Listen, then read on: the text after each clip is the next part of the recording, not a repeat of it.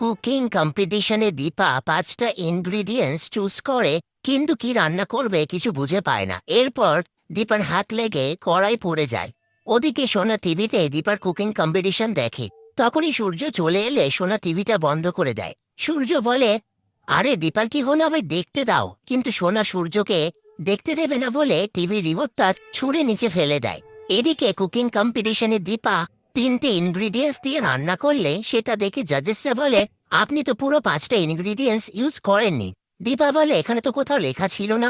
জাজেসরা বলে, আপনি আমাদের শেফ হবেন, আপনি বাইরে যান, দর্শকদের ভোটিং এ জানানো হবে কে চ্যাম্পিয়ন হলো। এ কথা শুনে দীপা বাইরে এসে মন খারাপ করতে থাকলে সবাই মিলে দীপার মনে সাহস যোগায়।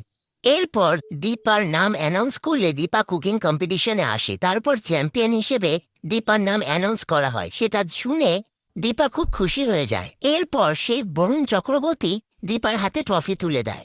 ওদিকে দীপা কুকিং কম্পিটিশনে জিতে যায়। সেই নিয়ে সূর্য আনন্দ করতে থাকলে সোনা বলে, তোমার কাছে তো ওই ম্যাটার করে, আমরা তো কেউই ম্যাটার করি না। সেই মুহূর্তে অনুজার প্রতীক সেখানে এসে অনুজে সূর্যকে বলে, সেন্সিবলি মেয়েটা মৃত্যুর মুখ থেকে ফিরে এসেছে, ওর জন্য চারু গুলি খেয়েছে, বুঝতে হবে তো ব্যাপারটা।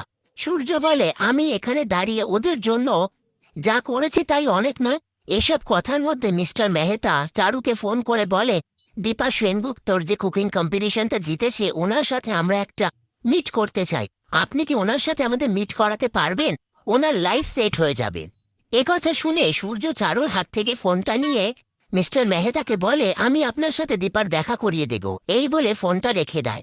এদিকে দীপা কুকিং কম্পিটিশন থেকে বাইরে বেরিয়ে এলে সবাই দীপাকে কংগ্রাচুলেশনস জানায়। সেই সময় সূর্য ফুল নিয়ে এসে দীপাকে ডাকে।